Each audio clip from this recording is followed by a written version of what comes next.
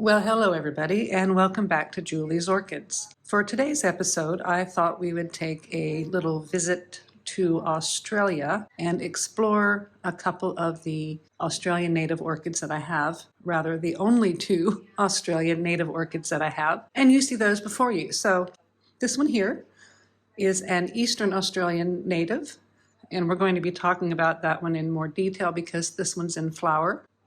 That one is a Western Australian primary hybrid spider orchid that was gifted to me, and it was purchased legally through the Friends of Kings Park Nursery. And yes, there is a reason why I'm stressing that it was a legal purchase, as Kings Park was burgled and several hundred of the native Australian orchids that they have in their park were dug up and destroyed, and it is not legal to dig these up and bring them home. So this one was purchased 100% legally. Now I'm going to zoom in on these leaves because the one thing that really struck me about this orchid when I bought it was just how satiny, sheeny, and glossy and beautiful these leaves are. And I don't know that my camera can do this any justice. They just look like they're made out of the absolute finest satin or silk, just so shiny and beautiful. Now, one thing I'm going to do is I'm going to put a link here to what this plant looked like when I bought it about 11 months ago at the Orchid Fair. And I'll also link here a follow-up video that I did on how I've not done right by this plant. A lot of that is I just didn't do right by the plant. I didn't adequately research it, didn't comprehend exactly how much light this plant needed. So it'll be important for you to look back and see the difference in the height of the leaves. So this plant should not be this tall and bushy, and we'll get into that. But first we need to go over exactly where it's from, what its culture that it likes is, and then how I did it wrong. Alrighty, so this is Pterostylis curta. This is a species terrestrial orchid, sometimes known as the blunt greenhood. It is a colony-forming tuberous-like plant, and as I mentioned, it is terrestrial. So these are found from New Caledonia, southeastern Queensland, New South Wales, Victoria, South Australia, and Tasmania. I'm living in Western Australia. This does not occur naturally in my state, so this one will always remain potted up. It will not ever go outside and go into the ground, whereas I'm considering that with my Western Australian orchid. There are pretty strict biosecurity laws here, and I don't imagine that they would appreciate me planting this in my garden as it's not native to this area. And this is where I did it wrong. So wanting to, for those reasons, keep this potted up and in the house, I kind of looked at this like some of the similar Pterostylis that we do have here in Western Australia, but I didn't look up its particular specific needs. I just kind of went on where I had seen similar plants to this growing in nature here in Western Australia, and I ran with that. And that was not the thing to do. So when I got this plant, I brought it home and I put it on the bottom shelf over there where the fowls are, thinking that that would be enough light for it. And I bought it in flower, and the flowers stayed, the leaves started to go into dormancy, and then when everything became just an empty pot, I put it up in that top corner right back there where the fowls are, and I let it sit there until I noticed that new growths were popping up. Then I still just let it sit in that very dark corner. Well, here's where I failed. So Pterostylis curta has 6 to 8 months of growth. They grow through and flower at this time of year. So Pterostylis curta has a 6 to 8 month growth period and a 4 to 6 month dormancy period. Now, for the 4 to 6 month growth period, it likes a maximum range of 5 to 20 degrees Celsius and a minimum of 0 to 14 degrees Celsius. However, when they're in dormancy, they like it hot and they like it dry, and they like it hot and they like a lot of sun. In dormancy, they like to be between maximum 18 to 42 C and minimum of 12 to 30 C. So I kept it in a nice intermediate environment, which did manage its max and minimums at the lowest and highest ends of the scale for the max and the mins, but I didn't give it enough light. As these started to grow, I moved them from that top corner back down to the bottom shelf while it was growing, and I realized it just kept looking more and more strappy. Now when I bought it, the leaves didn't come up over the lip of the pot. And I had a viewer that sent me an email, and I'm sorry I can't find the email, that he did mention that it might be difficult for this plant to support the weight of its flowers with as leggy as it is, because I did not give it enough light as it was coming out of dormancy. Yeah, that's exactly the case. So I do have it on flower. These are pretty floppy. This one is really floppy. I'm having to stake this one up. However, the other ones seem to be maintaining their own. I've got all sorts of new little flower spikes coming up. Now, since I realized that even though I was giving it, pretty high light compared to where it was growing, I realized it still just wasn't enough for it.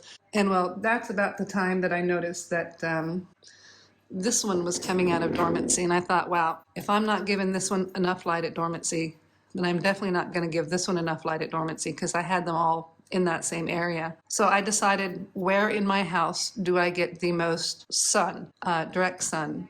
And I figured that was in the office, in the window on the very corner of the desk in the office. That little portion of that window gets absolutely blasted with light for 4 or 5 hours of the day, and it gets pretty direct light. And I can say that both of these plants have been sitting, and I'll take you into the spot where they live now, and receiving the brightest light, most direct light that I can give a plant in my home. And even though these leaves are very thin and they look like they burn easily, they've not burned, nor have these ones. And these ones feel a little bit more substantial than those, but they've not burned.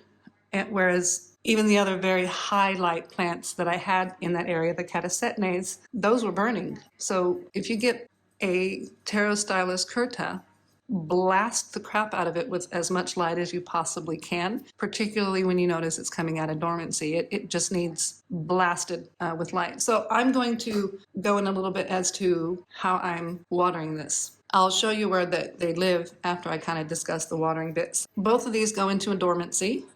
Now, it's pretty easy with this one here.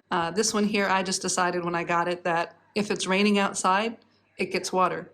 If it's not raining, it doesn't get water. And other than that, it sits in the brightest light that I can give it all year long, full stop. The pot stays there whether there's anything visible in it or not. So that's where this one goes. And you'll see that I have them sitting in a little bit of water. Again, where these ones are from, when the rains happen, the ground around the area where these are at actually gets quite a bit squelchy and I can't say boggy or mossy, but it maintains a lot of water. So I'm leaving a small water layer in here, and it doesn't seem to be causing any issues with the Caladenia. Now, Pterostylis curta,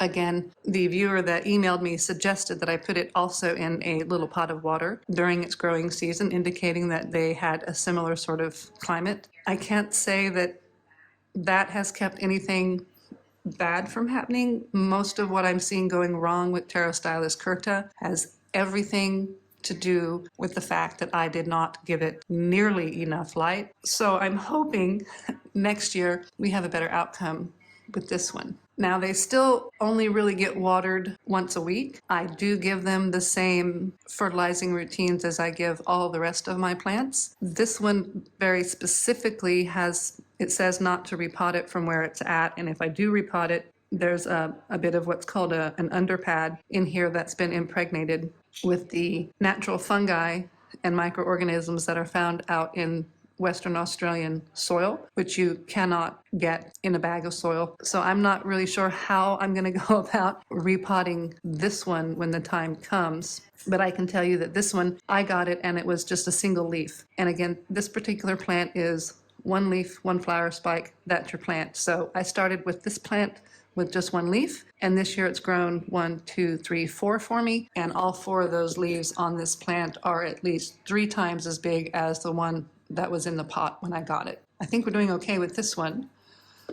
This one here should have gave it more light. And on that notion, I'm going to put you guys on hold. I'm going to put these guys back in their homes, and I'll be right back. Okay, so this is my office. It's about 9:30, 10 o'clock in the morning, and you can see that the sun is getting ready to come in and just obliterate this area. And I say that because every other plant that I've potted here has gotten severely burned. This is still the brightest light window that I get in the house. That still affords me privacy. My front bedroom window gets really good morning light. It's my front bedroom window, and I don't want people driving by the house seeing into my bedroom window. So this is my only other window in the house that I have any options for, and it does get really good late afternoon to midday sun. And the Catasetinae are over here, and this area gets pretty bright but indirect light. This one gets the what I like to reference as the Western Australian sun death rays. So we'll leave you guys today with a more up-close and personal look at the blooms of Pterostylis curta. And again, these ones I've done wrong with, so they could be looking a little bit better. But now you know, if you get one of these, give it direct blasting light. It'll like it. There you go. If you like the video, please give me a thumbs up. A subscribe would be great. And everyone have a fabulous day.